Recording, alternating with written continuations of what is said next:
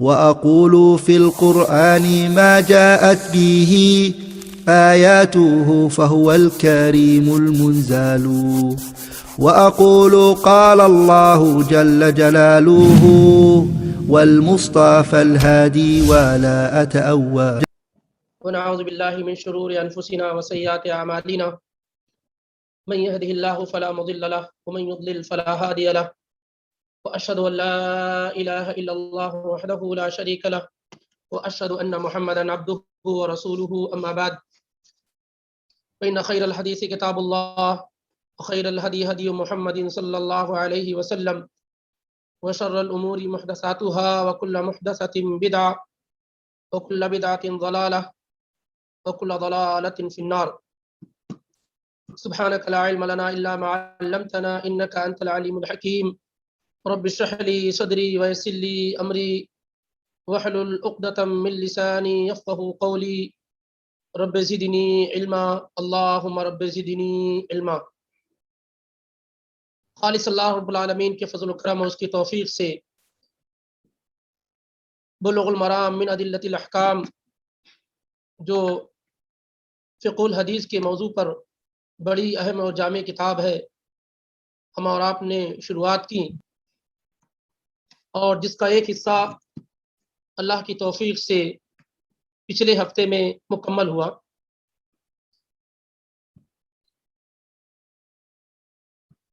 آج انشاءاللہ رب العالمین چند روایات ہم اس کتاب سے مزید پڑھیں گے. عادل بھائی سے درخواست ہے کہ اسکرین شیئرنگ کی اجازت دیں تاکہ کتاب اسکرین پہ لائی جا سکے یا خود لا دیں. روایات سامنے رہیں گی تو بات سمجھنے میں یا سمجھانے میں آسانی ہوگی. پچھلے ہفتے میں پہلی حدیث پیش کی گئی تھی سیدنا ابو ہریرہ رضی اللہ تعالی عنہ سے جو مروی تھی. سمندر کے پانی کے متعلق اللہ کے رسول صلی اللہ علیہ وسلم سے سوال کیا گیا تھا تو آپ صلی اللہ علیہ وسلم نے فرمایا هو الطہور ماؤہ الحل میتتہ کہ سمندر کا پانی پاک ہے اور اس کا مردار حلال ہے. اس کا مردار حلال ہے. عام طور سے محسوس یہ ہوا کہ اس کا مردار حلال ہے. اس پہ جو گفتگو ہوئی ہے کئی بھائیوں کو سمجھنے میں پریشانی ہوئی ہے. آئیے پہلے اس مسئلے کو حل کرتے ہیں انشاءاللہ رب العالمین، پھر بات انشاءاللہ آگے بڑھتی ہے. وہ تمام جانور جو سمندری کہلاتے ہیں، یعنی جو سمندر میں ہی رہ سکتے ہیں، باہر نہیں زندہ رہ سکتے، ایسے تمام جانور اگر سمندر میں مر جائیں تو ان کا کھانا حلال اور جائز ہے. یہ عام حدیث کا یہ مفہوم ہے. الحل میتتہ، اس کا مردار حلال ہے. اس میں اللہ کے نبی علیہ الصلوۃ والسلام نے سمندر کے مردار کو حلال قرار دیا ہے کہ سمندر میں جو جانور مر جائے اور وہ سمندری ہو تو وہ حلال ہے. اس سلسلے میں علماء کے 3 اقوال ہیں. امام ابو حنیفہ رحمہ اللہ کی رائے یہ ہے اور اسی طریقے سے حنفی مذہب میں یہ ہے کہ سوائے سمندر کی مچھلی کے کوئی اور چیز حلال نہیں ہے. اسی بنیاد پر جو جھینگا وغیرہ ہے اس کو مکروہ وغیرہ کی نوبت آتی ہے. امام احمد بن حنبل وغیرہ کی رائے یہ ہے کہ سمندر کے تمام مردار حلال ہیں سوائے سانپ، کروکوڈائل اور اسی طرح سے فراگ جس کو بولتے ہیں. اس 3 چیزوں کے علاوہ باقی سب کیا ہے؟ حلال ہیں. یعنی مگرمچھ اور اسی طریقے سے بھی اس کو ہیں فراگ وہ اور سانپ، ان تینوں کے علاوہ باقی سب حلال ہیں امام احمد بن حنبل کے ہاں. تیسری جو رائے ہے علماء کی وہ یہ ہے کہ سمندر کے تمام مردار حلال ہیں بغیر کسی ایکسیپشن کے، بغیر کسی چھانٹے ہوئے ادھر ادھر کیے ہوئے. اب وہ لوگ پھر یہ کہتے ہیں کہ وہ جانور جو یا خبیث ہوں وہ حرام ہو جائیں گے، یا وہ جانور جو نقصان پہنچانے والے ہوں جن میں زہر ہو وہ حرام ہو جائیں گے. جیسے سانپ ہے، سانپ میں بہت سارے انواع، بہت ساری ورائٹیز پائی جاتی ہیں، تو اب یہ نقصان پہنچا رہے ہیں، یہ حرام ہو جائیں گے. تو جو چیزیں سمندر کے جانوروں میں جو گندے ہوں، کیونکہ اللہ تعالیٰ کہتا ہے یحل لهم الطیبات ویحرم علیہم الخبائث، اللہ تعالیٰ ان کے لیے پاک چیزوں کو حلال کرتا ہے اور گندی چیزوں کو حرام کرتا ہے. تو وہ جانور جو گندے ہوں سمندری وہ حرام ہو جائیں گے، یا اسی طریقے سے وہ جانور جو ثابت ہو جائے کہ یہ نقصان پہنچانے والے ہیں، یا اس میں سم ہے، زہر ہے، پوائزن ہے، یا کسی بھی طریقے سے وہ انسانی جسم کو نقصان پہنچا سکتے ہیں، وہ حرام ہے. اب بہت زیادہ اس میں میرے اپنے علم میں پڑھنے کی ضرورت نہیں ہے. البتہ یہی قول مضبوط ہے. اس وجہ سے اب وہ جھینگا ہو یا اس سے ملتے جلتے بہت سارے جانور جو سمندر میں پائے جاتے ہیں تو اس کے کھانے میں کوئی کراہت نہیں ہے، کیونکہ جھینگا وغیرہ بالکل سمندری جانور ہے، اس میں کوئی نقصان، کوئی خطرہ، کوئی چیز نہیں ہے، بالکل وہ چھوٹی مچھلی جیسا ہے. تو اس طرح کی چیزوں کے کھانے میں، یا اس کے علاوہ اور بہت سارے جانور ہیں، ان میں کوئی حرج نہیں ہے. مگر یاد رہے یہ کہ ایسا حلال ہونے کا یا جائز ہونے کا یہ مطلب نہ نکالا جائے، یا یہ نہ سمجھا جائے کہ اگر آپ کو کوئی چیز پسند نہیں آ رہی ہے یا آپ اسے ناگوار آپ کی طبیعت کو نہیں بھا رہی ہے تو آپ کہیں کہ یہ چیز حلال کیسے ہو گئی.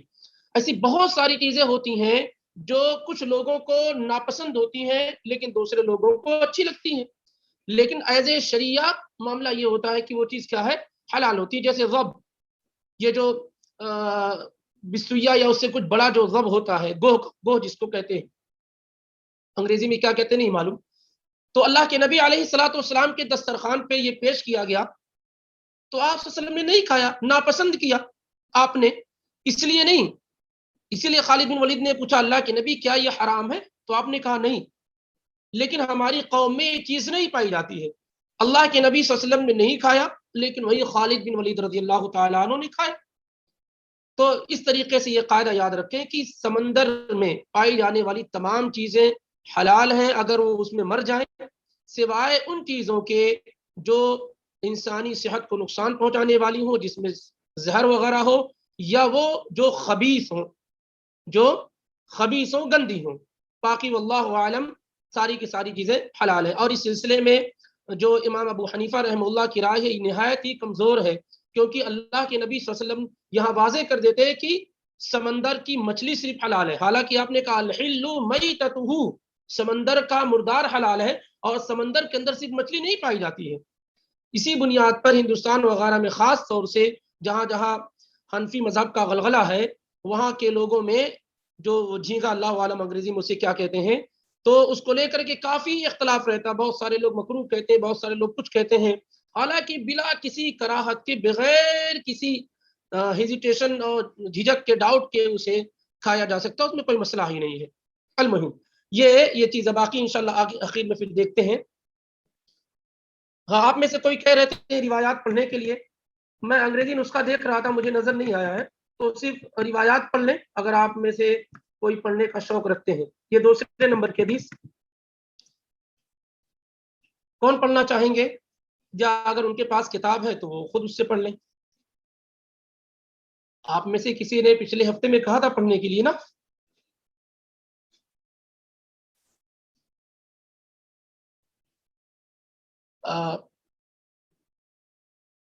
اگر مائک بند ہو تو پڑھیے، جو بھی پڑھنا چاہ رہے ہو اپنے. عادل بھائی اگر کوئی پڑھنا چاہ رہا تو ان کا مائک آن کر دیا جائے.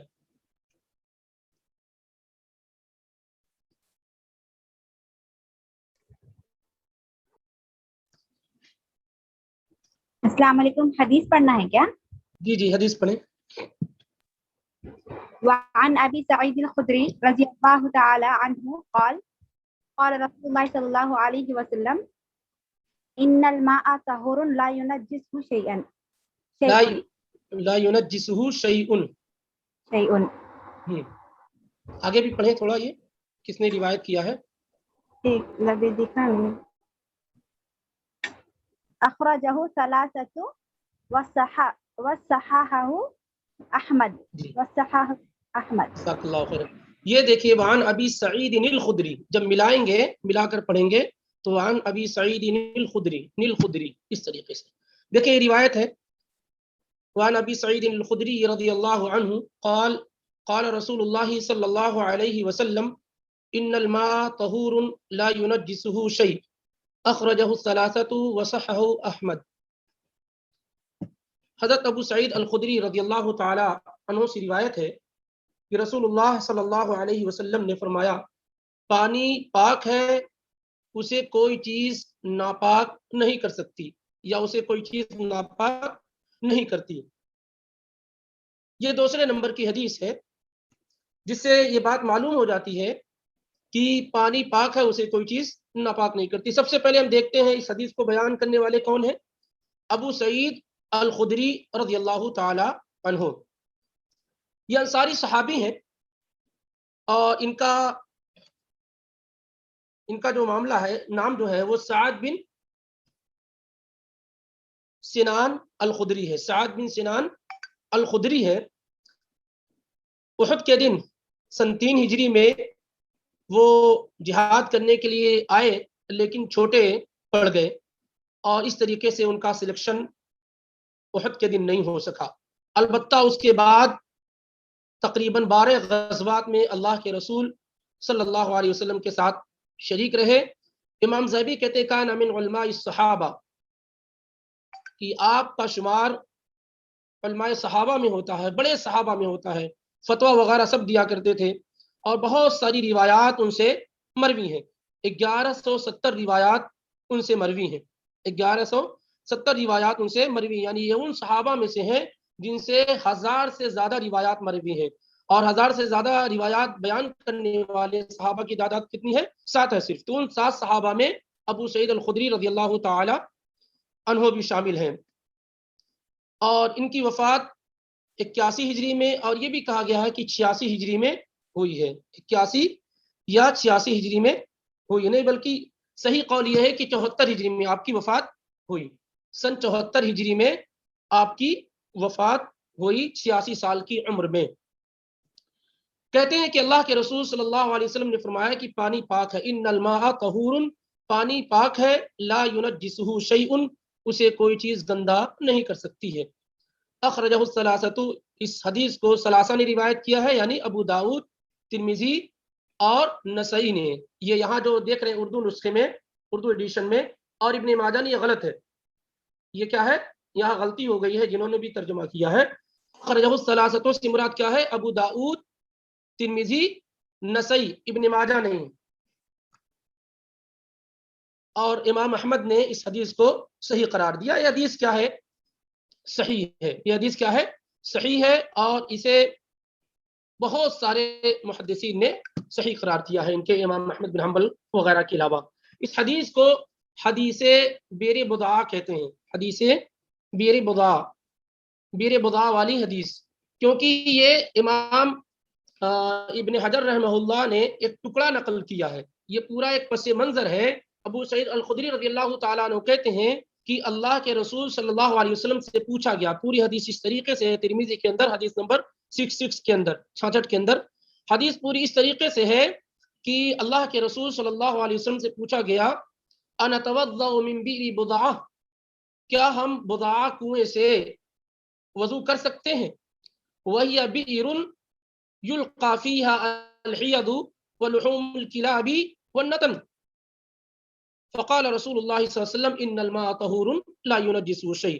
مدینے کے اندر ایک کنواں تھا جس کو بیر بضاع کہتے ہیں. اس کنویں وہ گہرائی میں تھا، زمین کی سطح میں تھا. تو اس کے اندر وہ کپڑے جو عورتیں استعمال کرتی تھیں مینسز وغیرہ کے ایام میں، وہ کپڑے، یا اسی طریقے سے کتوں وغیرہ کے گوشت اور گندگی وغیرہ اس میں پڑ جاتی تھی. ایسا نہیں کہ صحابہ کرام لے جا کر کے کنویں میں اسے ڈالتے تھے، نعوذ باللہ، یہ ان کی شان کے خلاف ہے. اب یہ ہے کہ چونکہ وہ گہرائی میں تھا، نیچے تھا، بلندی پہ نہیں تھا، تو ڈسٹ بین وغیرہ میں جہاں بھی کوڑے اکٹھا کیے جاتے تھے تو ہوا وغیرہ اگر چلتی تو وہ ٹکڑے وغیرہ اور گندگیاں اس کنویں کے اندر پہنچ جاتی تھیں. تو اللہ کے نبی علیہ الصلوۃ والسلام سے پوچھا گیا کہ کیا ہم اس بیر بضاء سے وضو کر سکتے ہیں؟ تب اللہ کے رسول صلی اللہ علیہ وسلم نے فرمایا کہ ان الماء طہور لا ينجسه شیء، کہ پانی پاک ہے، اسے کوئی بھی چیز ناپاک اور گندا نہیں کر سکتی ہے. اور جیسا کہ ذکر کیا گیا حدیث بالکل صحیح ہے اور بہت سارے لوگوں نے اسے صحیح قرار دیا ہے. آگے بھی دیکھیں کیونکہ کئی روایات کو جب ہم ملائیں گے تو انشاءاللہ رب العالمین بات سمجھنے میں آسانی ہوگی. اس حدیث سے کیا معلوم ہوا کہ پانی پاک ہے، اسے کوئی چیز گندا نہیں کر سکتی. یعنی پانی میں کچھ بھی پڑ جائے، کتنی بھی گندگی پڑ جائے پانی میں، چاہے پانی تھوڑا ہو یا زیادہ ہو، تو وہ گندا نہیں ہوتا ہے. لیکن نہیں، آگے جو روایات آئیں گی وہ انشاءاللہ رب العالمین مسئلے کو واضح کر رہی ہیں. آگے کی روایت دیکھیں. حدیث ابو امامہ الباہلی. دیکھیے حدیث وعن ابی امامہ الباہلی رضی اللہ عنہ قال قال رسول اللہ صلی اللہ علیہ وسلم ان الماء لا ينجسه شيء الا ما غلب على ريحه وطعمه ولونه. اخرجه ابن ماجه وضعفه ابو حاتم وللبيهقي الماء طهور الا ان تغير ريحه او لون او طعمه او لونه بنجاسة تحدث فيه. ابو امامہ الباہلی رضی اللہ تعالی عنہ، ان کا نام سدی بن اجلان ہے، سدی بن اجلان ہے، اور باہلی یہ باہلا قبیلہ تھا جس کی طرف منسوب ہو کر کے باہلی کہلاتے ہیں. یہ مشہور صحابہ میں آپ کا شمار ہوتا ہے اور کئی سو روایات اللہ کے نبی علیہ الصلوۃ والسلام سے انہوں نے بیان کی. 200 سے زیادہ روایات بخاری اور مسلم میں ان کی روایات موجود ہیں. پہلے یہ مصر کے اندر تھے، پھر مصر سے حمص ایک جگہ ہے شام میں، وہاں گئے اور وہیں پر 81 میں، اور یہ بھی کہا گیا ہے کہ 86 ہجری میں وفات ہوئی. 81 میں، اور یہ بھی کہا گیا ہے 86 ہجری میں آپ کی وفات ہوئی. اور آپ شام میں، سیریا میں وفات پانے والے آخری صحابی ہیں. سیریا میں وفات پانے والے آپ آخری صحابی ہیں. کہتے ہیں قال رسول اللہ صلی اللہ علیہ وسلم ان الماء لا ينجسه شيء. اللہ کے رسول صلی اللہ علیہ وسلم نے فرمایا کہ یقیناً پانی اسے کوئی چیز گندا نہیں کر سکتی ہے. پانی کو کوئی چیز گندا نہیں کر سکتی ہے، اسے نجس نہیں کر سکتی ہے، ناپاک نہیں کر سکتی. الا ما غلب على ريحه وطعمه ولونه، مگر یہ کہ پانی پر غالب آ جائے بو، بدبو، یا اسی طریقے سے پانی کا کلر، پانی کا ٹیسٹ، ذائقہ بدل جائے یا اس کا کلر بدل جائے، تب جو ہے پانی کیا ہے، ناپاک ہو جائے گا.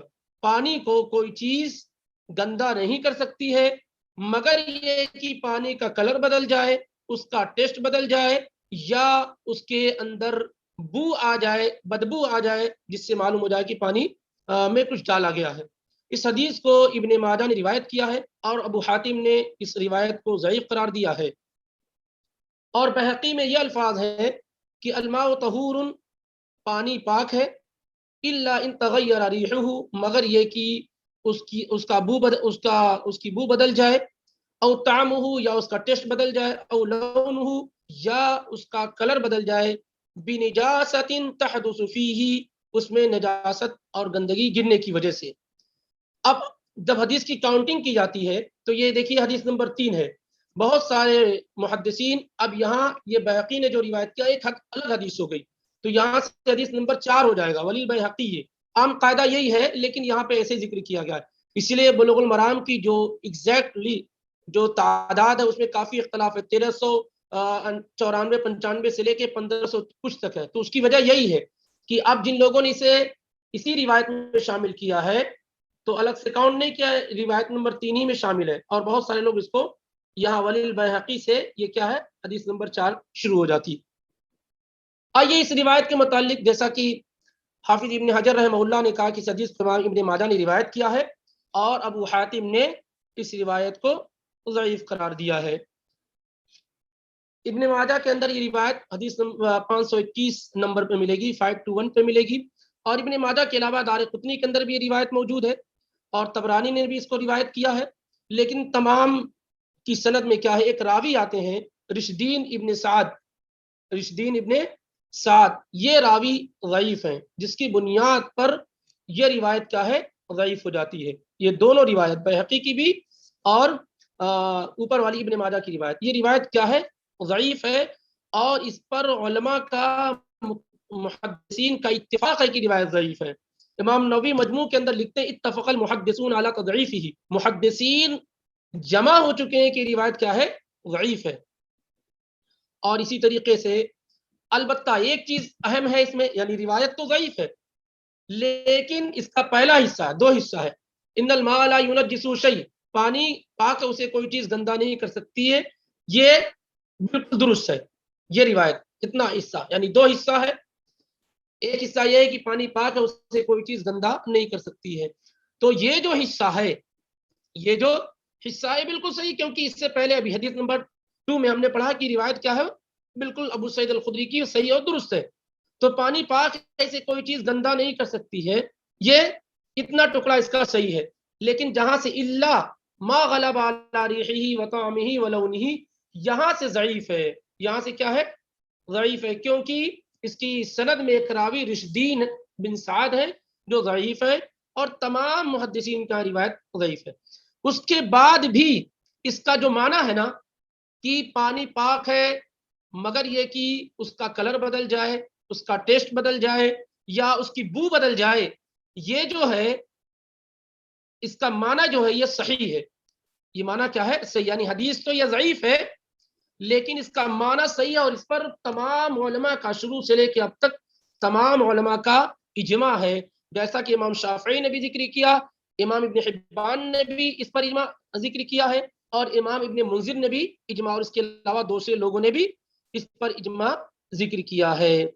تو اس سے یہ بات معلوم ہوتی ہے کہ پانی پاک ہے مگر یہ کہ جب پانی کا کلر بدل جائے نجاست گرنے کی وجہ سے، یعنی اتنی گندگی گر جائے پانی کے اندر کہ پانی کا کلر بدل جائے یا اس کا ٹیسٹ بدل جائے یا اس کی بو جو ہے وہ بدل جائے، تینوں بدلنا ضروری، تینوں میں سے کوئی ایک ہو جائے تو پانی ناپاک ہو جائے گا، تینوں میں سے کوئی ایک چیز بھی ہو جائے تو پانی کیا ہے، ناپاک ہو جائے گا۔ یعنی پانی آپ کے پاس ہے، مثال کے طور پہ ایک بالٹی پانی ہے اور اس بالٹی میں جو پانی ہے اس کا کلر بدل گیا ہے، جو کلر ہے پانی کا، جو کلر ہوتا ہے وہ کلر بدل گیا ہے، کس وجہ سے، گندگی گرنے کی وجہ سے، تو پانی ناپاک ہو گیا۔ کلر نہیں بدلا ہے، اس کا ٹیسٹ بدل گیا ہے نجاست گرنے کی وجہ سے، تو پانی ناپاک ہو گیا۔ کلر بھی نہیں بدلا ہے، ٹیسٹ بھی نہیں بدلا ہے، لیکن نجاست گرنے کی وجہ سے اس کی بو بدل گئی ہے تو پانی ناپاک ہو جائے گا۔ یہ ابھی اور آگے کی جو روایت ہے وہ اور زیادہ معاملے کو واضح کرے گی، کیونکہ اس معاملے میں کچھ اور بھی چیزیں ہیں جو انشاءاللہ رب العالمین آگے آنے والی روایت کیا ہے واضح کر رہی ہے۔ اور جو بہقی کی جو روایت ہے، امام بہقی کی جو روایت ہے، اس میں کیا ہے، یہ معلوم ہو رہا ہے کہ او کر کے روایت بیان کی گئی، یعنی یا تو کلر بدل جائے یا ٹیسٹ بدل جائے یا بو بدل جائے، کس وجہ سے، اس میں نجاست گرنے کی وجہ سے، اس میں نجاست گرنے کی وجہ سے۔ آگے کی روایت دیکھتے ہیں۔ السلام علیکم شیخ، وعلیکم السلام ورحمۃ اللہ۔ شیخ آگے کا متن میں پڑھ سکتا ہوں؟ پڑھیے، بالکل پڑھیے۔ جی جزاک اللہ۔ وعن عبد الله بن عمر رضی اللہ تعالی عنہما قال قال رسول الله صلى الله عليه وسلم إذا كان الماء قلتين يحمل الخبث وفي لفظ لم يحمل الخبث وفي لفظ لم ينجس أخرجه الأربعة وصححه ابن خزيمة وابن حبان والحاكم۔ جی، یہ یاد رہے کہ جب ہم ملاتے ہیں ابن ہے، اسم ہے، یہ سب جب سینٹینس کے مڈل میں آئے، بیچ میں آئے، تو ایسی صورتحال میں الف جو ہوگا وہ نہیں پڑھا جائے گا. کیسے پڑھیں گے؟ وابن حبان، ہاں وصححہ ابن خزیمہ، الف یہاں بھی نہیں پڑھا جائے گا، یہاں بھی نہیں پڑھا جائے گا. ٹھیک ہے. ابن ہے، اسم ہے، اس طرح کے اسنان ہے، اسنتان ہے، یہ کچھ الفاظ ایسے ہیں کہ اگر یہ مڈل میں آئے، بیچ میں آئے، تو ایسی صورت میں ان کا الف نہیں پڑھا جاتا ہے، اور اگر شروع میں آئیں گے تو ان کا الف پڑھا جائے گا. جیسے اسم ہے، کوئی آپ سے پوچھے مسمو کا آپ کا نام کیا ہے، تو ما اسم کا ایسے نہیں پوچھا جائے گا، لیکن جب آپ جواب دیں گے تو کہیں گے اسمی فلان، اسمی فلان، اسمی حامد، اس طریقے سے. المہم حدیث دیکھیے، حدیث عبداللہ ابن عمر رضی اللہ تعالی عنہما سے. مشہور صحابی ہیں، اور مکہ ہی کے اندر آپ نے اسلام قبول کر لیا تھا، اور اپنے والد کے ساتھ انہوں نے اللہ کی خاطر ہجرت کی، مدینہ تشریف لائے. سب سے پہلا جو غزوہ ہے وہ غزوہ خندق ہے، جس میں آپ شریک ہوئے، کیونکہ اس سے پہلے آپ کی عمر کم تھی، اسی وجہ سے اس میں شریک نہ ہو سکے. یعنی جب انہوں نے اسلام قبول کیا تو کافی چھوٹے تھے، اور سب سے پہلے غزوہ خندق میں، جس میں خندق کھودی گئی تھی، اس میں شریک ہوئے. آپ اس اعتبار سے بہت مشہور ہے کہ اللہ کے رسول صلی اللہ علیہ وسلم کی اتباع، پیروی، اور جس طریقے سے آپ نے عمل کیا ہے اس طرح کرنے کی مکمل کوشش کرنے والے. تو آپ متبع سنت کے نام سے صحابہ کے درمیان مشہور اور معروف تھے. اللہ کے رسول صلی اللہ علیہ وسلم نے آپ کی تعریف بھی بیان فرمائی، نعم الرجل عبداللہ لو کان یصلی باللیل، عبداللہ بہت بہترین انسان ہے، کاش کہ وہ رات کی نماز پڑھتے، تہجد کی نماز پڑھتے. پھر اس کے بعد انہوں نے کبھی تہجد کی نماز نہیں چھوڑی. اور علماء اور فقہاء صحابہ میں آپ کا شمار ہوتا ہے. عباد الاربعہ یعنی 4 وہ صحابہ جن کا نام عبداللہ سے شروع ہوتا ہے، اور جو چاروں تقریباً ہم عمر تھے، اور چاروں فقیہ اور عظیم صحابہ میں شمار ہوتے ہیں. ان میں سے عبداللہ ابن عمر بھی ہیں. عبداللہ ابن عمر ایک، عبداللہ ابن زبیر، عبداللہ ابن زبیر 2، اور اسی طریقے سے تیسرے عبداللہ بن عباس اور عبداللہ بن عمرو بن عاص. یہ 4 صحابہ وہ ہیں جن کو عباد الاربعہ کہا جاتا ہے، یعنی 4 لوگ جن کا نام عبد سے شروع ہو رہا ہے، اور چاروں بڑے ہی مشہور اور فقہاء صحابہ میں شمار ہوتا ہے. ان میں عبداللہ ابن مسعود نہیں ہے، کیونکہ وہ بڑی عمر کے تھے. آپ نے تقریباً 60 سال سے زیادہ آپ نے درس دیا اور لوگوں کو ٹیچ کرتے رہے. سن 73 ہجری میں ذی طوا ایک جگہ مقام ہے، وہاں پر آپ کی وفات ہوئی اور وہیں دفن کیا گیا. 73 ہجری میں آپ کی وفات ہوئی. جن صحابہ سے بہت زیادہ روایات مروی ہیں ان میں عبداللہ ابن عمر رضی اللہ تعالی عنہ بھی ہیں. 1630 احادیث آپ نے روایت کی ہیں آپ سے مروی، جو حدیث کی کتابیں موجود ہیں. 1630 روایت، 1630. آئیے دیکھیں ان کی روایت ہے. کہتے ہیں کہ رسول اللہ صلی اللہ علیہ وسلم نے فرمایا، اذا كان الماء قلتين لم يحمل الخبث. اذا كان الماء قلتين، جب پانی 2 قلہ ہو، جب پانی 2 قلہ ہو. قلتن واحد ہے، سنگولر ہے، اسی کا ڈوئل قلتین ہے. قلہ یہ ایک پیمانہ ہے، جیسے ہمارے پاس بالٹی وغیرہ ہوتی ہے، ایسے اس زمانے میں قلہ معروف تھا. اب وہ قلہ کیا ہے، اگر ہم آسان سمجھیں کلو گرام میں، تو 204 سے لے کر کے 227 تک اتنا پانی جو ہو کلو گرام، اتنا پانی کیا ہے 2 قلہ ہوگا. یعنی 204 سے لے کے 227 لیٹر تک، 204 سے لے کر کے 227 لیٹر تک یہ پانی کیا ہے 2 قلہ کہلائے گا. اگر پانی اتنا ہو، یعنی 200 سے زیادہ ہو، 200 سے لیٹر سے زیادہ ہو، اور اس میں گندگی پڑ جائے، اذا کان الماء قلتین، جب پانی 200 سے زیادہ ہو، یعنی 2 قلے سے زیادہ ہو، لم يحمل الخبث، تو وہ گندگی کو نہیں اٹھاتا ہے. یعنی اگر اس میں نجاست گر جائے تو پانی گندا نہیں ہوگا. کوئی نجس چیز، کوئی گندی چیز اگر اتنے پانی میں گر جائے، جب پانی 2 کلے سے زیادہ یعنی 200 لیٹر سے زیادہ ہو اور اس میں کوئی گندی چیز گر جائے تو پانی ناپاک نہیں ہوگا. اور وفی لفظ، اور حدیث کے ایک لفظ میں یہ ہے، حدیث کے بعد الفاظ یہ ہیں کہ لم ینجس یعنی وہ گندا نہیں ہوتا ہے، گندا نہیں ہوتا ہے اگر وہ 2 کلہ ہو. اس حدیث کو اخرجہ الاربعۃ، 4 لوگوں نے روایت کیا ہے، یعنی ابو داؤد، ترمذی، نسائی اور ابن ماجہ. وصححہ ابن خزیمہ وابن حبان والحاکم، ابن حبان نے اور اسی طریقے سے ابن خزیمہ نے اور امام حاکم نے اس روایت کو صحیح قرار دیا. ان کے علاوہ بہت سارے جمع غفیر ہے علماء کا جنہوں نے اس روایت کو صحیح قرار دیا، اور یہ روایت کیا ہے، بالکل درست اور صحیح ہے. ابو داؤد میں 63 نمبر کی حدیث ہے، اور ترمذی میں 67 نمبر کی ہے، نسائی میں 52 نمبر کی ہے، اور ابن ماجہ میں 517 نمبر کی حدیث ہے. یہ یعنی حدیث کی مشہور کتابوں میں یہ اس حدیث کا ذکر ہے. اور اس حدیث کو حدیث قلتین کہتے ہیں، حدیث قلتین کہتے ہیں، حدیث القلتین، 2 کلے والی روایت، 2 کلے والی حدیث، اسی نام سے مشہور ہے علماء کے ہاں کہ حدیث القلتین. اب یہ جب روایت ہم پڑھیں گے تو کئی چیزیں معلوم ہوں گی انشاءاللہ رب العالمین، اور پھر اس پہ گفتگو کرتے ہیں.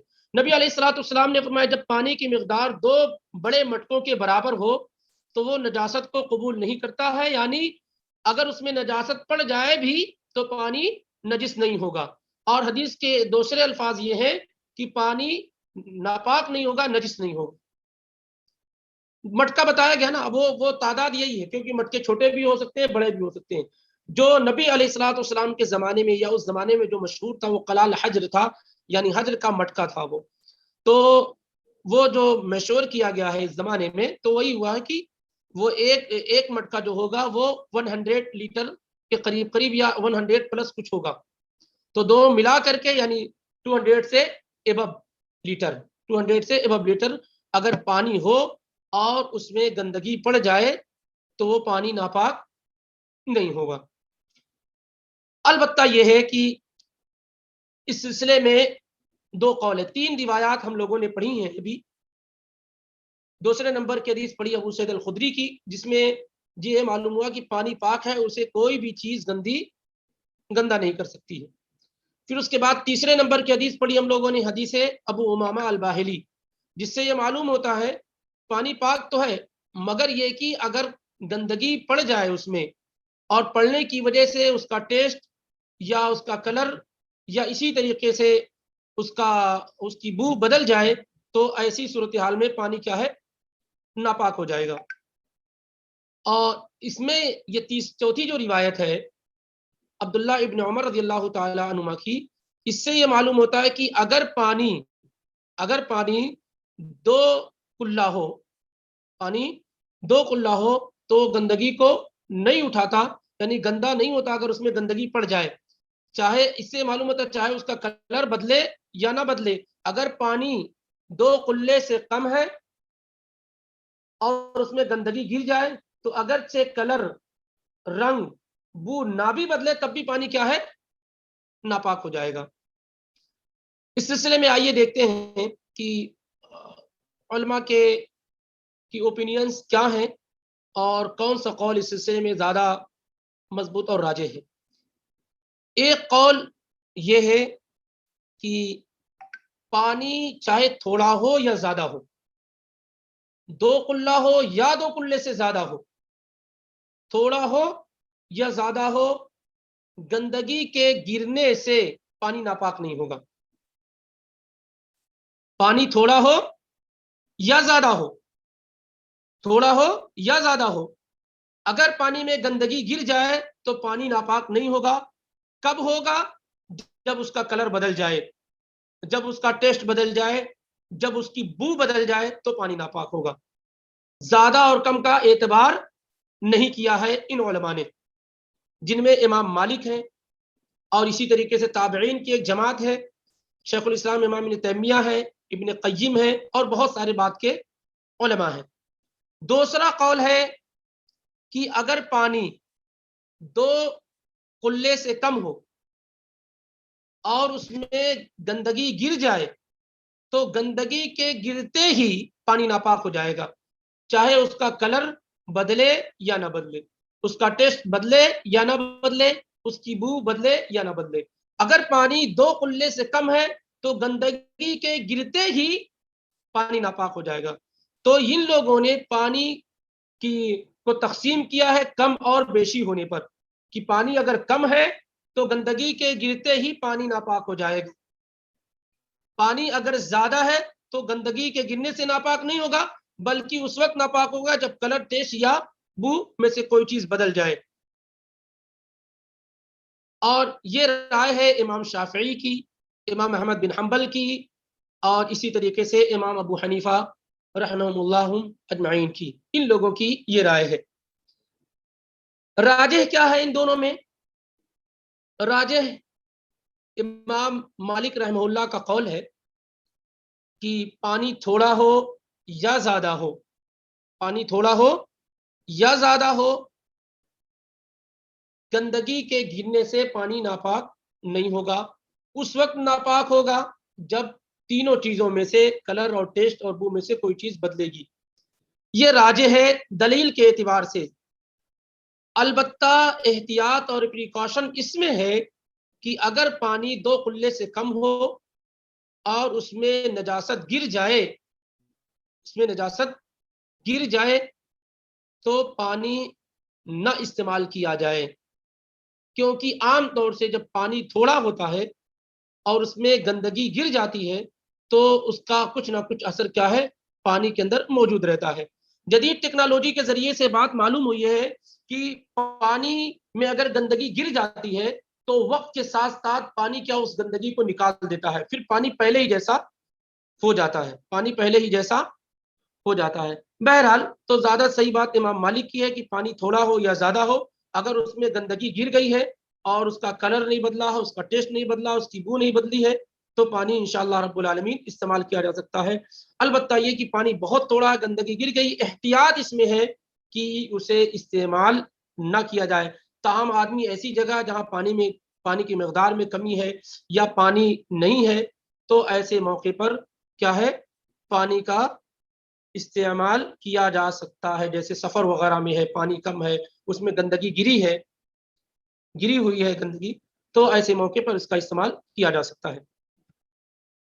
اگر کسی بھائی کو سمجھ میں نہیں آیا ہے تو وہ پوچھ سکتے ہیں۔ باقی جو انشاءاللہ روایات ہیں وہ آئندہ ہفتے میں لی جائیں گی۔ آج انشاءاللہ مختصر ہی درس ہے یہ، اور باقی روایات انشاءاللہ آئندہ ہفتے سے اہتمام کے ساتھ کم سے کم 8-9 روایات انشاءاللہ پڑھی جائیں گی باذن اللہ۔ یعنی یہاں سے حدیث نمبر 5 ہماری اس کتاب کے اعتبار سے حدیث نمبر جو 5 ہے وہ انشاءاللہ رب العالمین آئندہ ہفتے سے دیکھیں گے۔ اب تک جو روایات گزری ہیں اگر ان میں کوئی سوال ہے تو پوچھے جا سکتے ہیں۔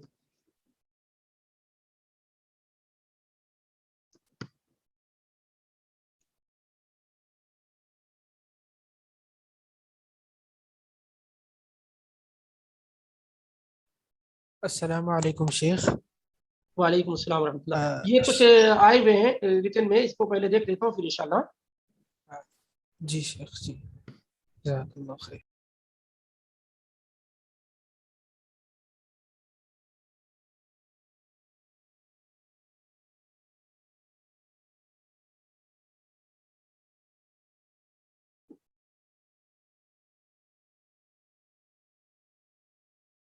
بتایا گیا نا قلہ جو ہے، قلہ بتایا گیا کہ اب اس میں کیا ہے، یہ میشور کرنا اب اس زمانے میں تو تھوڑے بہت ادھر ادھر ہو جاتے ہیں، تو بہت سارے لوگوں نے 2 قلے کو، جیسے کہ موصف الرحمان وغیرہ نے 2 قلے کو 227 لیٹر کہا ہے، اور بہت سارے لوگوں نے 204 یعنی 204 لیٹر کہا ہے۔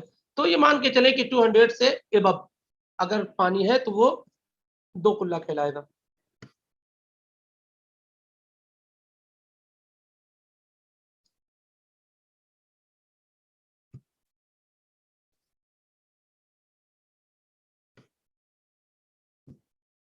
سب سے صحیح روایت کون سی ہے پانی کی ناپاکی کو لے کر کے؟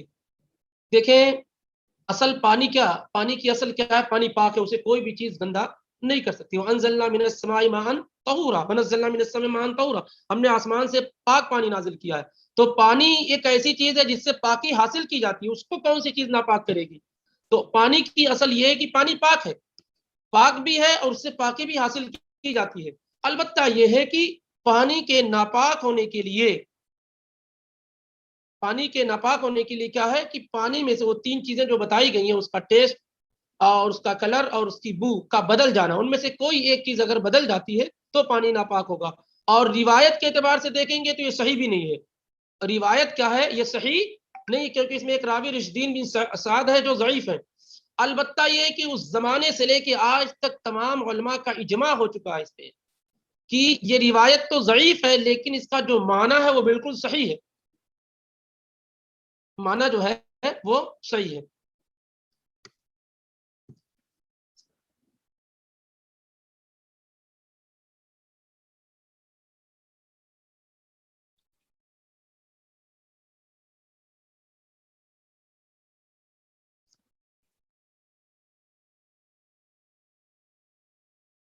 دیکھیے راوی اور مروی، راوی حدیث کو بیان کرنے والے، اور جو کچھ وہ بیان کر رہے ہوتے ہیں وہ مروی حدیث کو کہتے ہیں. جیسے کہتے ہیں مرویات صحابہ، یعنی وہ روایات جسے صحابہ نے بیان کی ہیں. تو فرق ہے، راوی مطلب روایت کرنے والا، اور جو کچھ وہ بیان کر رہا اس کو مروی کہتے ہیں، جس کو روایت کیا گیا ہو، وہ الفاظ، وہ متن، وہ ٹیکسٹ. اور راوی کیا ہے؟ وہ صحابی جیسے مثال کے طور پر، اور ٹیکسٹ جو ہوگا وہ مروی کہلائے گا.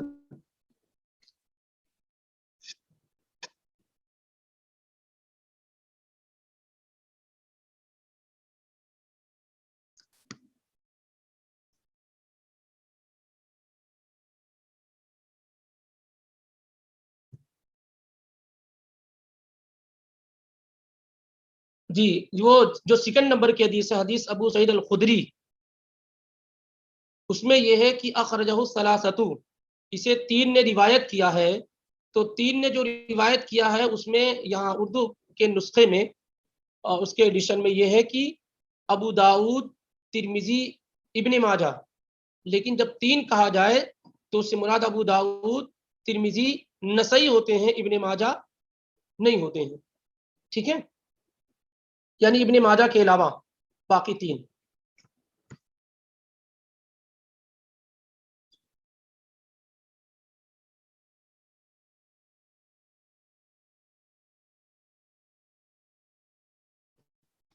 سارے اسکول آف تھاٹ پر ہمارا ایمان ہے، مگر کنفیوژن یہ ہے کہ کس کی مانی جائے اور فالو کسے کیا جائے. دلیل جس کی زیادہ مضبوط اس کو فالو کیا جائے، جس کی دلیل، جس کے ساتھ دلیل زیادہ مضبوط ہو اس کو فالو کیا جائے. آپ کو ایک دلچسپ واقعہ بتاؤں. یہ جو حدیث ہے نا، امام مالک کا جو قول، امام شافعی وغیرہ کا قول، امام شافعی، امام غزالی جو گزرے ہیں، امام غزالی وہ شافعی المسلک تھے. امام غزالی شافعی المسلک تھے. اور اس ابھی بتایا گیا نا کہ امام مالک کا قول زیادہ مضبوط ہے کہ پانی تھوڑا ہو یا زیادہ ہو، گندگی کے گرنے سے ناپاک نہیں ہوتا ہے، گندگی کے گرنے سے ناپاک نہیں ہوتا ہے. تو امام غزالی کہتے ہیں کاش کہ امام شافعی نے اس قول کو راجح قرار دے دیا ہوتا کہ پانی تھوڑا ہو یا زیادہ ہو، گندگی کے گرنے سے ناپاک نہیں ہوگا. لیکن امام شافعی نے کیا راجح قرار دیا ہے کہ اگر پانی 2 کلے سے کم ہو تو گندگی کے گرنے سے پانی فوراً ناپاک ہو جائے گا، چاہے کلر وغیرہ بدلے یا نہ بدلے. تو امام غزالی چونکہ مقلد ہیں امام شافعی رحمہ اللہ کے، تو اس وجہ سے وہ کہتے ہیں کہ کاش کی امام شافعی نے اس قول کو راجح قرار دیا ہوتا جو امام مالک کا قول ہے. اب کون سی چیز رکاوٹ بن رہی تھی ان کے لیے؟ بھائی اس مسلک میں، اس میٹر میں اگر امام مالک کی بات زیادہ مضبوط معلوم ہو رہی ہے تو اس کو ایکسپٹ کر لینا چاہیے تھا. تو بلا شبہ 4 ائمہ نہیں بلکہ اس کے علاوہ بہت سارے ائمہ ہیں. 4 ہی کیوں، جن اماموں کے مسلک چلتے تو 12 تھے. ایک زمانہ تھا لیکن حالات کی رفتار میں وہ سب کیا ختم ہو گئے، وگرنہ لیث ابن سعد مصری جو تھے، اوزائی اور مقول، ان سب سارے لوگوں کے مسلک چلتے تھے ایک زمانے تک، لیکن وہ ختم ہو گئے وقت رفت کے ساتھ ساتھ، کیونکہ بہت سارے مذاہب کو پنپنے میں اس لیے مدد ملی کہ حکومتیں ان کی بنی اور ان کے تلامذہ اسٹوڈنٹ نے اپنے ائمہ کے اقوال کو محفوظ کیا، دوسرے لوگوں میں اتنا نہ ہو سکا۔ المہم یہ ہے کہ اس میں کوئی کنفیوژن وغیرہ کا بہت بڑا معاملہ نہیں ہے، جب آدمی تحقیق کرتا ہے بیٹھتا ہے تو اس کے سامنے انشاءاللہ رب العالمین روایات بالکل واضح ہو جاتی ہیں۔ آپ ہی جب جاتے ہیں کسی ڈاکٹر کے پاس، مان لیتے ہیں ہارٹ کا ڈاکٹر ہے، جب آپ 3-4 ڈاکٹر کے پاس بیٹھتے ہیں تو آپ کو سمجھ میں بات آ جاتی ہے کہ کس کی بات زیادہ درست اور صحیح ہے یا کون سا ڈاکٹر زیادہ علم والا ہے۔ ایسے ہی جب ہم اس میں بھی محنت کرتے ہیں تو اللہ رب العالمین ہمارے سینوں کو کشادہ کر دیتا ہے اور دلیل ہمیں معلوم ہو جاتی ہے کہ کس امام کے ساتھ دلیل زیادہ، کس امام کا ساتھ دلیل دے رہی ہے۔ تو کوئی کنفیوژن کی بات نہیں، جس امام کے ساتھ جو ہے دلائل زیادہ مضبوط نظر آئے ان کو فالو کیا جائے۔ ان کو فالو کرنے کا مطلب اس کو راجع قرار دیا جائے، فالو تو صرف اللہ کے رسول صلی اللہ علیہ وسلم ہی کو کرنا ہے۔ جیسے زیورات میں زکوٰۃ، عورتیں جو زیورات پہنتی ہیں اس میں جو زکوٰۃ ہے کہ نہیں ہے، 3 ائمہ احمد بن حنبل، شافعی اور مالک کہتے ہیں زکوٰۃ نہیں ہے، اور امام ابو حنیفہ رحمہ اللہ کہتے ہیں کہ نہیں زکوٰۃ ہے۔ تو اب دلائل کی روح سے دیکھا جا رہا ہے تو امام ابو حنیفہ رحمہ اللہ کا قول کیا ہے، زیادہ مضبوط معلوم ہو رہا ہے۔ اس طریقے سے ایٹ لیسٹ جو مرد حضرات ہیں اگر ان کو سوال کرنا ہے تو وہ ان کے لیے مائک آن کر دیا جائے تو زیادہ بہتر ہے۔ کب تک پڑھا جائے، کافی سوالات ہو گئے ہیں۔ السلام علیکم ورحمۃ اللہ۔ ایک سیکنڈ، ابھی اس کو پورا کر لیں، یہ زیادہ حق ہے نا۔ حدیث 3 میں یہ ہے کہ ابن ماجہ کی روایت ضعیف ہے، کیا البیہقی کی روایت بھی ضعیف؟ جی پوری روایت ہی ضعیف ہو، پوری روایت، اس میں صرف یہ بتا رہے ہیں، اچھا اس کو سمجھ لینے کی کوشش کرنی چاہیے کہ ابن ماجہ کی جو روایت ہے اس میں او یا کر کے نہیں، واو کر کے ہے، کہ اس سے یہ معلوم ہو رہا ہے کہ تینوں چیزیں اگر ایک ساتھ پائی جائے تو پانی ناپاک ہوگا۔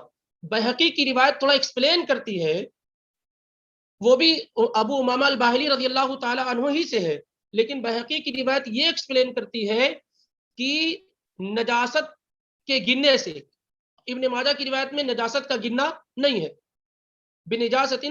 نجاست تحدث فیہ، یہ الفاظ کیا ہے ابن ماجہ کی روایت میں نہیں ہے، جو امام بہقی کی روایت میں ہے۔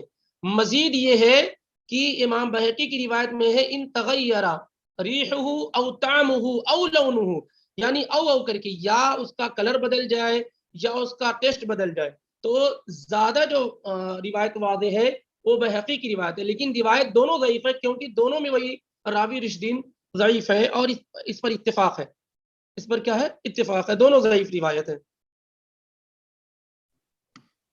اس کنفیوژن میں کیا کرنا ہے بتا دیا گیا ہے کہ اس طریقے سے کیا جا سکتا ہے۔ یہ اصل میں صرف ایک اسکول آف تھاٹ سمجھ کے پڑھا جائے تو انشاءاللہ کوئی پریشانی نہیں ہوگی۔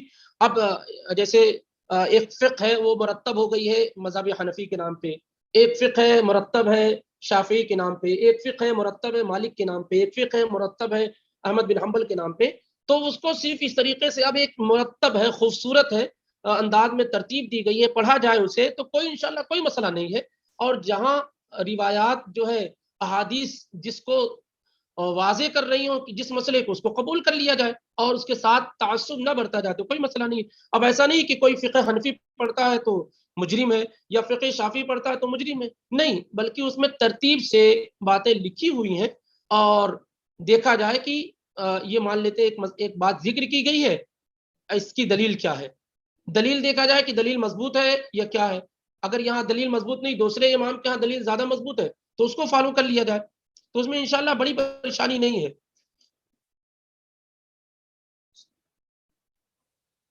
السلام علیکم ورحمۃ اللہ شیخ صاحب۔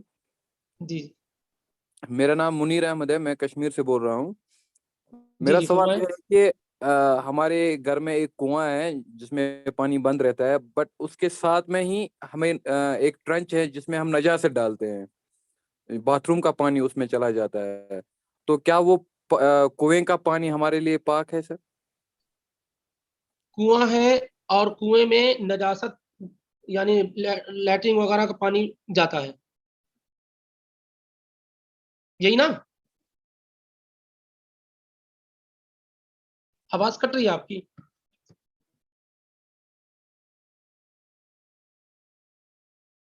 آواز میری جا رہی ہے آپ لوگوں کو؟ شیخ صاحب کنواں ایک ہے ہمارے گھر میں, جی تو اس کے ساتھ میں ایک ٹرنچ الگ سے ہے, تو اس میں نجاست جاتی ہے, اس ٹرنچ میں وہ الگ ہے, سیپریٹ ہے وہ ٹرنچ. تو کیا وہ دوسرا کنواں جس سے ہم پانی استعمال کرتے ہیں, کیا وہ پانی پاک ہے ہمارے لیے؟ اس میں نجاست جاتی ہے. اور پانی کتنا ہے اس میں؟ اس میں تقریباً 30 فٹ تک پانی ہے. جی. اور اس کا کلر, اس کا ٹیسٹ؟ اس میں کوئی فرق نہیں آیا ہے سر. کوئی فرق نہیں آیا. سب سے پہلے تو پانی پاک اس میں انشاءاللہ کوئی شبہ نہیں ہے. سب سے پہلے تو آپ کوشش کیا کرنا آپ کو کہ وہاں گندگی نہ آئے, کیونکہ بہت بڑا جرم ہے, بڑا جرم ہے. نہیں شیخ, اس میں شیخ صاحب ہم اس میں گندگی نہیں ڈالتے, بٹ جیسے کہ ہمارے گھر میں زمین کی قلت ہے, ہم جو پیشاب جو باتھ روم سے چلا جاتا ہے وہ ہم باہر نہیں ڈال سکتے, کیونکہ ہم نے اس کے لیے سیپریٹ ایک ٹرنچ بنایا ہے جس میں وہ چلا جاتا ہے. بٹ اس کے ساتھ میں ہی ایک کنواں بھی ہے جس کا پانی ہم استعمال کرتے ہیں. اور اس میں کبھی کبھار گندا پانی بھی پہنچ جاتا ہے. شاید پہنچ جاتا ہوگا, مطلب اوپر سے. نہیں شاید نہیں, کنفرم بتائیں تبھی تو. نہیں اس میں نہیں المہم جاتا یہ ہے. دیکھیے, المہم یہ ہے انشاءاللہ رب العالمین وہ پانی پاک, اس میں کوئی شبہ نہیں ہے. وضو وغیرہ غسل وغیرہ کرنے میں کوئی مسئلہ نہیں. البتہ یہ ہے یہ دیکھا جائے گا کہ پانی آپ کے جسم کے لیے نقصان تو نہیں, یعنی پیتے ہیں اگر وہ پانی تو یہ چیک کرنا پڑے گا کہ پانی میں کوئی ایسی چیز تو نہیں مل جا رہی جس سے آپ کی صحت کو نقصان پہنچاؤ. کیونکہ کبھی مسئلہ کیا ہے کہ ایک پانی پاک تو ہے, اس سے وضو بھی کر سکتے ہیں, غسل بھی کر سکتے ہیں, لیکن وہ پینے کے لیے کیا ہے جو ہے نقصان دہ ہوتا ہے. سمجھ رہے ہیں؟ تو پانی جو ہے انشاءاللہ رب العالمین وہ پاک ہے, اس میں کوئی شبہ نہیں. کیونکہ آپ کہہ رہے ہیں اس کا کلر بھی نہیں بدل رہا ہے اور اس کا ٹیسٹ بھی نہیں بدل رہا ہے, اس میں بو بھی نہیں ہے. اگر ان تینوں چیزوں میں سے کوئی چیز بھی نہیں ہو رہی تو پانی انشاءاللہ رب العالمین پاک ہے. السلام علیکم ورحمۃ اللہ وبرکاتہ. وعلیکم السلام ورحمۃ اللہ. اچھا, اس میں بہت سارے سوالات پڑے ہوئے ہیں, اگر آپ اجازت دیں تو پہلے اس کو دیکھ لیا جائے تو زیادہ بہتر ہے. شیخ صاحب یہ 40 ڈول نکالنے والا ایک کول بھی ہے. 40 ڈول یعنی اگر ذائقہ, رنگ اور بو بدل جائے کنویں میں تو اس میں سے 40 ڈول نکالے جائیں گے تو پانی پاک ہو جائے گا. ایسا ایک کول بھی ملتا ہے, شاید اس کی نسبت امام ابو حنیفہ رحمہ اللہ کی طرف کی جاتی ہے. واللہ مجھے اس بات کا علم نہیں ہے, مجھے اس کا علم نہیں ہے, اور میں نے کئی شرح پڑھی بلوغ المرام کی, لیکن یہ قول مجھے نہیں ملا. البتہ یہ ہے کہ پانی کے زیادہ اور کم ہونے کے سلسلے میں یہ ہے کہ ایک طرف اگر پانی کو حرکت دی جائے, مارا جائے, اور دوسری طرف اگر جو ہے پانی ہل جاتا ہے تو کہتے ہیں پانی کم ہے. اگر اس کا اثر دوسری طرف نہیں ہوتا ہے تو کہتے ہیں پانی زیادہ ہے. یہ تو ملا ہے, لیکن یہ ہے کہ 40 ڈول نکالنا, اگر اس کو نکال لیا جائے تو پاک ہو جائے گا. ایسا ہی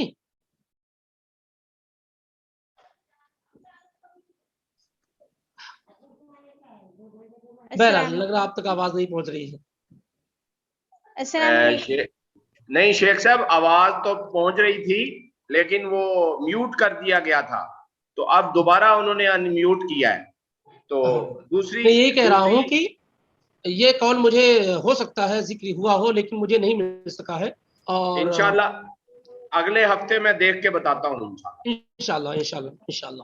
البتہ یہاں کا سوال لے لیا جائے, یہ ایک مصنف رحمہ اللہ نے جو قواعد بتائے ہیں کہ 1 ارب سے 1 اربہ سے یا مراد ہوگی. اچھا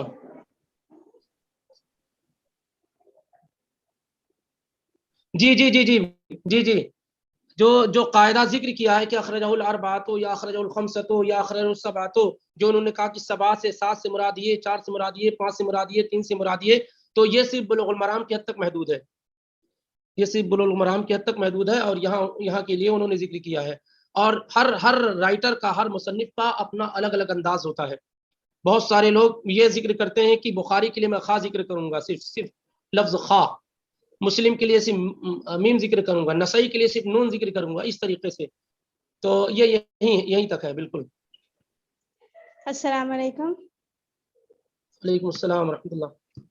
جی میرا یہ سوال تھا کہ بارش ہوتی ہے، مطلب بارش ہونے کے بعد پانی زیادہ آ جاتا، تو وہ جو پانی جمع ہوتا یا گھروں میں آ جاتا، اس میں کبھی انسان ڈوب جاتا، یا پھر ہم راستے سے جاتے تو پورا تالاب کے جیسا رہتا، ہم راستہ گزرتے ہوئے جانا رہتا، ہم بھیگ جاتے، اس میں پورا کچا ہو جاتے ہم، تو وہ پانی میں ہم ناپاک ہو جاتے؟ نہیں، بالکل نہیں، بالکل نہیں، بالکل نہیں. وہ تو اتنا زیادہ پانی رہتا ہے اور وہ بالکل پانی پاک ہوتا ہے جو بارش کا پانی ہوتا ہے. وہی پانی تو اصل پانی ہی وہی وَنَزَّلْنَا مِنَ السَّمَاءِ مَاءً طَهُورًا، ہم نے آسمان سے پاک پانی لیکن جو نازل کیا. گھر کے مطلب جو روڈوں پہ جو رہتے نا مین ہولس، اس میں سے پانی نکلتا نا، تو وہ پانی جو پانی بلا شبہ نالیوں سے وہ پانی مل جاتا ہے، نالیوں سے وہ پانی مل جاتا ہے، لیکن بارش کا پانی اتنا زیادہ ہوتا ہے کہ وہ اس پر حاوی ہو جاتا ہے. جی تو واللہ عالم، میرے اپنے علم میں یہی ہے کہ وہ پانی ناپاک نہیں ہوگا. جی جزاک اللہ.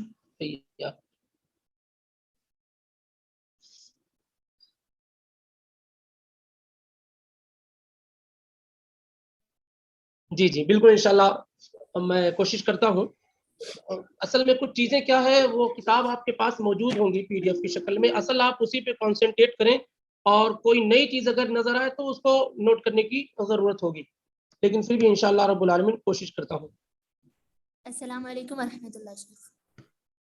شیخ اگر پانی 2 کلوں سے کم ہو اور اس میں کچھ ناپاکی چلی گئی ہو، لیکن اس کی کیفیت کچھ نہیں بدلی، یعنی اس کی بو اور ٹیسٹ وغیرہ کچھ نہیں بدلا، تو ویسا پانی استعمال کرنا کیسا ہے شیخ؟ ابھی ذکر کیا گیا نا کہ اصل یہی ہے کہ کوئی مسئلہ نہیں انشاءاللہ رب العالمین، اور وہ پانی پاک ہے کیونکہ تینوں چیزوں میں سے کوئی چیز نہیں بدلی ہے اس میں. لیکن دوسرا جو قول ہے اس کی بنیاد پہ بہت سارے علماء کہتے ہیں کہ پریکاشن یہ ہے، احتیاط یہ ہے کہ اگر پانی 2 کلے سے کم ہو اور اس میں نجاست گر جائے، اگرچہ پانی کا کلر نہ بدلے، ٹیسٹ نہ بدلے، بو نہ بدلے، تو اسے نہ استعمال کیا جائے اگر دوسرے پانی موجود ہوں تو. لیکن اگر دوسرے پانی موجود نہ ہو تو اسے استعمال کیا جا سکتا ہے پاکی وغیرہ کے لیے، وضو کے لیے، غسل وغیرہ کے لیے. ٹھیک ہے. جی بہت ساری چیزیں ایسی ہوتی ہیں جو فتوے کے علاوہ جو ہے تقوی پہ ڈیپینڈ کرتی ہیں. یہ دونوں قول آپ کے پاس ہے کیونکہ کبھی بھی کوئی صورت پیدا ہو سکتی ہے. تو اصل یہ ہے کہ ہم نہ استعمال کریں اگر ہمارے پاس دوسرے پانی موجود اویلیبل ہیں. لیکن ہم ایسی جگہوں پر ہیں جہاں پانی نہیں ہے یا کم ہے، یہاں ایسی جگہوں پر ہے جہاں پانی میں واقعی قلت ہے، بہت ساری جگہوں پر پانی کے لیے بڑی پریشانیاں ہوتی ہیں، تو پھر ایسے لوگوں کے پاس آپشن نہیں ہوتا ہے. ہم کہیں گے انشاءاللہ رب العالمین پانی کا نہ ٹیسٹ بدلا ہے، نہ ذائقہ بدلا ہے، اور نہ بو بدلی ہے، تو اگر جو اس میں نجاست گر گئی ہے پر پانی کیا ہے، پاک ہے.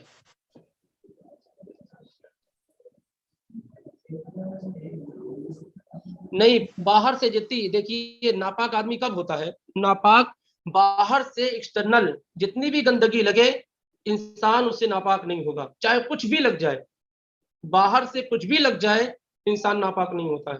یاد رہے جہاں پر گندگی لگی ہوئی ہے صرف اس جگہ کو دھل لیا جائے گا. جہاں پر گندگی لگی ہے، پیروں میں لگ گئی ہے پیر کو دھل لیجیے، ہاتھوں میں لگی ہاتھ کو دھل لیجیے، کپڑے پہ لگی کپڑے کو دھل لیجیے. باہر سے اگر کسی بھی طرح کی کوئی گندگی لگ جائے جسم کے کسی حصے کو یا کپڑے کو، تو صرف اسی جگہ کو دھل لینا کافی ہے، اسے غسل کرنے کی ضرورت نہیں ہے. السلام علیکم شیخ. وعلیکم السلام ورحمۃ اللہ. میرا کویشچن ہے کہ ہمارے ہاں جو پانی کی ٹنکی ہے وہ سیمنٹ کی ہے، تو اس میں کائی جمتی ہے. ہمارے ہاں کبھی پانی بالکل ختم ہونے کو آ جاتا ہے تو کالا پانی آنے لگ جاتا ہے. اب وہ پانی بالکل بلیک آتا ہے، تو اسے یوز کرنا کیسا ہے؟ ہلکا جب وہ ختم ہونے پر آتا ہے تبھی بلیک ہوتا ہے، ایسے نہیں رہتا، وہ ایسے صاف رہتا ہے، تو اس کا یوز کرنا کیسا ہے؟ کوئی مسئلہ نہیں، کوئی مسئلہ نہیں، کیونکہ جو کائی ہے وہ ناپاک تھوڑی نہ ہے، وہ تو اس میں مستقل پانی ٹھہرنے کی وجہ سے کیا ہے اس میں کائی جم گئی ہے. وہ کبھی باہر سے گندگی تو اس میں پڑی نہیں ہے. کلر جو چینج ہو وہ نجاست کے گرنے کی وجہ سے ہو، ہے نا. اگر مثال کے طور پہ کوئی کلر ہے, آدمی پاک کلر ہے, اس کو ڈال دے اگر پانی میں, پورا کلر پانی کا بدل جائے گا, پر وہ پانی تو پاک ہی رہے گا. تو نجاست گرنے کی وجہ سے کلر بدلنا چاہیے. وہ جو کائی جمتی ہے وہ پاک, اس میں کوئی مسئلہ نہیں ہے. جی جزاک اللہ خیر.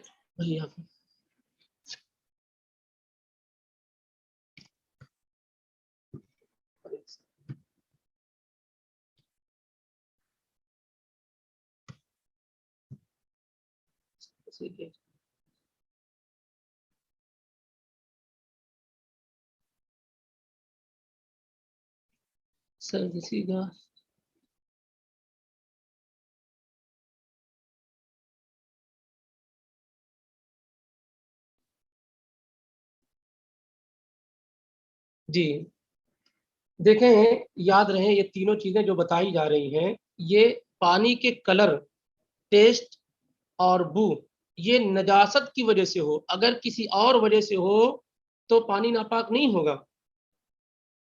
یہ پانی ناپاک کب ہوگا؟ جب نجاست کی وجہ سے, گندگی اس میں گرنے کی وجہ سے پانی کا کلر, ٹیسٹ اور بو بدلے گا. باقی اگر کسی اور وجہ سے بدل جائے تو پانی ناپاک نہیں ہوگا. جیسے مثال کے طور پر پانی ہے, اس میں مٹی آپ نے ڈال دیا, اس کا کلر بدل گیا, تو کیا پانی ناپاک ہو جائے گا؟ پاک چیز کے مرج ہو جانے سے پانی ناپاک نہیں ہوگا. تو یہ یاد رکھیں.